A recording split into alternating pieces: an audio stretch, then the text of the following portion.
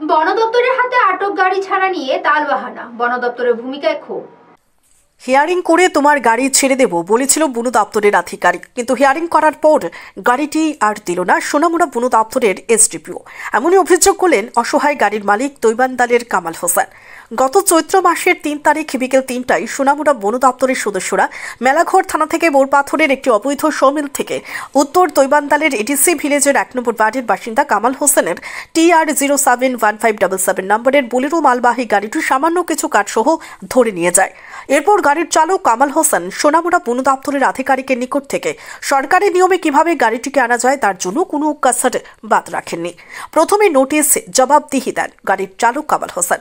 যে অভিযোগ, গাড়ির চালক কামাল হোসেনের সোনামুড়া বন দপ্তরের এসডিপিও বলেছিল হিয়ারিং করার পর গাড়িটি ছেড়ে দেওয়া হবে, কিন্তু গত 22 নভেম্বর 2023 হিয়ারিং করার পর গাড়িটিকে আর ফিরিয়ে দেননি সোনামুড়া বন দপ্তরের এসডিপিও, বরঞ্চ কামাল হোসেনের গাড়িটিকে বাজেয়াপ্ত করে দেয়। তখন অসহায় গাড়ির চালক কামাল হোসেন এসডিপিওকে বলেন, আপনি বলেছিলেন হিয়ারিং এর পর আমার গাড়িটিকে ছেড়ে দেবেন, কিন্তু এখনো পর্যন্ত গাড়িটি বাজেয়াপ্ত রয়েছে।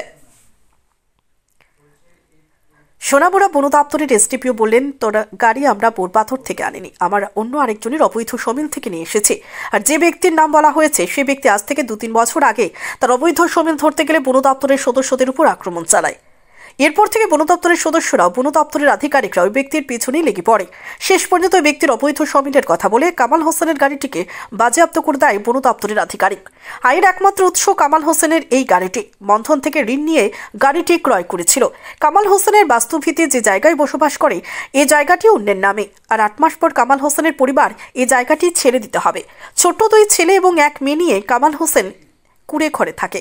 সোনামুড়া বন দপ্তরের আধিকারিকের নিকট থেকে কামাল হোসেনের গাড়িটিকে ফিরিয়ে আনার জন্য কামাল হোসেনের স্ত্রী শাশুড়ি পর্যন্ত অসহায়ভাবে কাকুতি মিনতি করছেন বন দপ্তরের আধিকারিকের নিকট। মানবতার দৃষ্টিভঙ্গিতে সরকারি নিয়মে গাড়িটিকে ছেড়ে দেওয়ার জন্য এই আধিকারিকের হাতে পায়েও ধরেছিল গাড়ির চালক কামাল হোসেনের শাশুড়ি। তখন ওই আধিকারিক কামাল হোসেনের শাশুড়িকে বলে, আমার পায়ে না ধরে আল্লাহর পায়ে ধরুন। কিন্তু আজ ওই গাড়িটি যাওয়ার জন্য কামাল হোসেনের স্ত্রী বন্ধনের ঋণ পরিচালনা করার জন্য, সংসার চালানোর জন্য খড়ি বিক্রি করতে হচ্ছে। যাদের নিজের নামে কোনো জায়গা নেই, যারা অন্যের জায়গায় বাস করে, তাছাড়া 8 মাস পর এখন যে জায়গাতে কামাল হোসেনের পরিবার রয়েছে সেই জায়গাও ছেড়ে দিতে হবে। কোথায় গিয়ে থাকবে তারা? একদিকে আয়ের উৎস হাতে নেই, তার উপর বাড়িও ছেড়ে দিতে হবে। সবকিছু মিলিয়ে অসহায় পরিবারের দিকে তাকিয়ে মানবতার দৃষ্টিভঙ্গিতে সরকারি নিয়মে যদি কামাল হোসেনের গাড়িটি ছেড়ে দেওয়া হয়, বেঁচে যাবে তার ছোট্ট সন্তান এবং তার পরিবার। ব্যুরো রিপোর্ট, নবীন ত্রিপুরা। না পাইছি না, প্রথম ক্লেম নোটিস দিছিল, তারপরে জবাব দিছি, গাড়ি আনলাম, গাড়ি দিব গেছে। পরে শুকুন নোটিসও আসে, জবাব দিছি, গাড়ি আনলাম। তারপরে হেয়ারিং এর সময় যাওনে কয় গাড়ি বাজেয়াপ্ত করে লেবো, গাড়ি দিত না। কেন বাজেয়াপ্ত করবো? কেন, কি পাইছে আপনি? গাড়ি ছিলেন না, কাঠ আসছিল কটা। কোন জায়গাতে ধরছিল গাড়িটা? মেলাঘর বরপাথর। কোন ফরেস্ট ডিপার্টমেন্ট? মেলাঘর ফরেস্ট না Sonamura? Sonamura SDO sir. SDO sir. এখন বাজেয়াপ্ত করবো বলতে আপনি হিয়ারিং এর নোটিশ, যে ক্লেম, এগুলো তো উপস্থিত ছিলেন না? হ্যাঁ ছিলেন। এগুলো জবাব দিয়ে দিয়েছেন নি? হ্যাঁ, সব দিয়ে শুকুন নোটিস, হিয়ারিং নোটিস সব জবাব দিছি, গাড়ি আনলাম। হ্যাঁ, তো হিয়ারিং এর সময় গাড়ি ফাইন করবো, গাড়ি ছেড়ে দেবো। হ্যাঁ, তখন যখন আমি গেছি যাওয়ানো করতেছে, গাড়ি আর দিত না। মানুষের কাজ করা আর কি বাচ্চাটিরে খাওয়াই, কারণ আমার স্বামী গাড়িটার উপরেই ইনকাম পেট চলে। আমার শ্বশুর শাশুড়িও আছে, তারারও এই কিনছি, বন্ধনের ঋণ টিন দিতে পারতাছি না। তারা আমার সবসময় জ্বালা করে টাকা দৌড়ে লেগে আমার গাড়িটার উপরে নির্ভর। আমার 3টা বাচ্চা, 3টা বাচ্চা খুব কষ্ট আছে। আমি মানুষের কাজ করে লাড়কি বেচে বাচ্চাটিরে খাবাই। 500 টাকা দিয়ে আছে, 500টা ফরাইতে পারতাছি না।